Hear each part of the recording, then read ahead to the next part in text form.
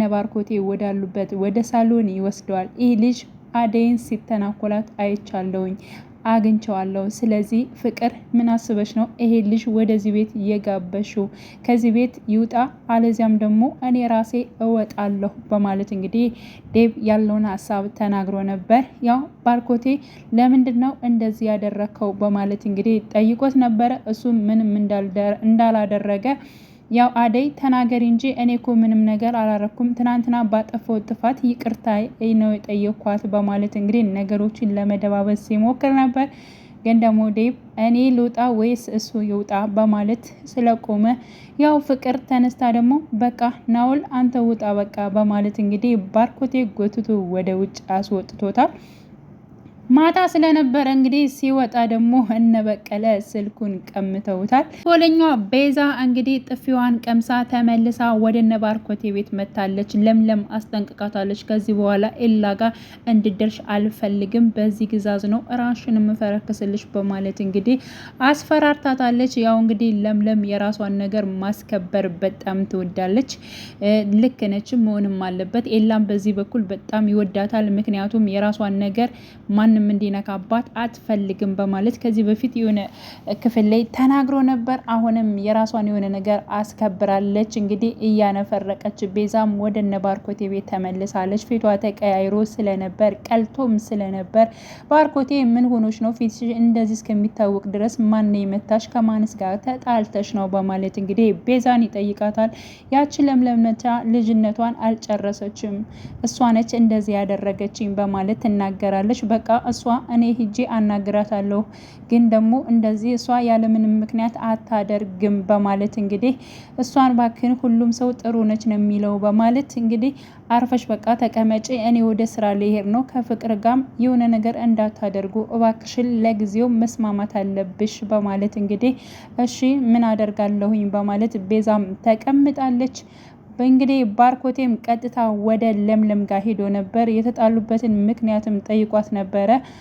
እንግዲህ ኤላን አስክራ አብረው ልታድር ነበር፣ ግን ደግሞ እኔ ደረስኩባቸው በማለት ሳይፈልግ በግድጃ እንደዚህ አድርጋለች። ስለዚህ ሲያንሳት ነው፣ ግን እንደተጣላን ብቻ ሳይሆን ምክንያቱንም ነግራ ቢሆን በጣም አሪፍ ነበር በማለት እንግዲህ ያላትን ሀሳብ ተናግራለች። ይህ እንግዲህ በአደይ ፍቅር እየተሰቃየ ይገኛል። አደይም ቁርስ መብላት አለብና በማለት እንግዲህ ወደ ክላሱ ሄዳ ነበር። እሱ ግን አሁን ምንም ነገር መብላት አልፈልግም፣ አሁን ውጭልኝ፣ አንቺ ምንም እየተረዳሽኝ አይደለም በማለት እንግዲህ አደይን ሲቆጣት አይተናል። አደይም እጅግ በጣም ግራ ገብቷት እኔ እኮ አደይ ነኝ እንዴት እንደዚህ ትናገራለህ በማለት እሱም እንግዲህ ምንም አልተረዳሽኝም፣ እያፈቀርኩሽ እየወደድኩሽ አንቺ ምንም አይነት ነገር ለኔ ምንም አይነት መልስ እየሰጠሽኝ አይደለም። እኔ እኮ ቤተሰቦችሽንም ሆነ እህትሽንም ሆነ እኔ ብጨመር የበለጠ ነገሮቹ እንዲሳኩ አደርጋለሁ እንጂ አንቺ ላሰብሻቸው እቅዶች መሰናከል አልሆንብሽም በማለት በቃ ተረዳኝ፣ እኔ ምንም ነገር አልፈልግም በማለት እንግዲህ እሷም ያላትን ነገር ተናግራለች።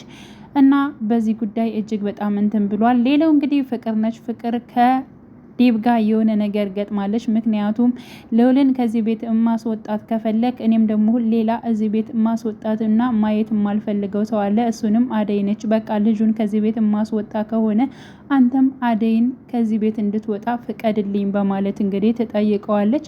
ዴቭ እጅግ በጣም ነው የተናደደው። እንዴት እንደዚህ አይነት ነገር ትሰሪያለሽ በማለት በንግግሯ እጅግ በጣም ተናዷል። እንኮለኛዋ ፍቅር እንግዲህ ለቤዛ አደይ የባርኮቴ ፍቅረኛ እንደሆነች ተናግራለች።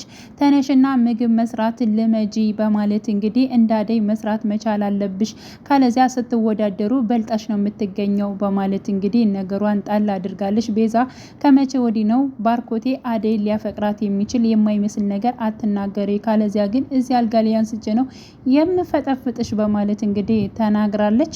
ቀጥታ ደግሞ ወደ አደይ ነበር ቤዛ የሄደችው። አንቺና ባርኮቴ ምንድነው ያለ በሁለታችሁ መካከል ምንድነው ያለ በማለት እንግዲህ ጠይቃ ነበር። አደይ ምንም ነገር እንደሌለና በወንድምነት እንደሚቀርባት እንዲሁም በምክር ደረጃ እንደሚመክራት ነው የተናገረችው። ከመቼ ጀምሮ ነው አንቺና እሱ ወንድምና እህት ልትሆኑት የምትችሉት? ከዚህ በኋላ ከባርኮቴ ጎን ብትደርሺ አሳይሻለሁ በማለት እንግዲህ አደይን ገፍትራ ስትወጣ አይተናል። በስተመጨረሻ እንግዲህ ተንኮለኛዋ አሁንም ፍቅር ተንኮል መስራቷን አልተወችም። አደይ ላይ ያደረገችው ነገር ከመጀመሪያው ጀምሮ አልበቃት ብሎ አሁንም ሌላ ነገሮች እየሰራች ነው። እንግዲህ ናኦልን ወደ ክላሷ እንዲሄድ እና የሆነ ነገር እንዲያደርጋት ፈልጋለች። እንዲሁም ሂድ አሁን ላይ ሁሉም ተኝተዋል በማለት እንግዲህ በስተመጨረሻም እንግዲህ ናኦል ወደ አደይ ክላስ ሄዶ ቀጥታ በመግባትና የለበሰችው ልብስ በማንሳት ላይ ይገኛል።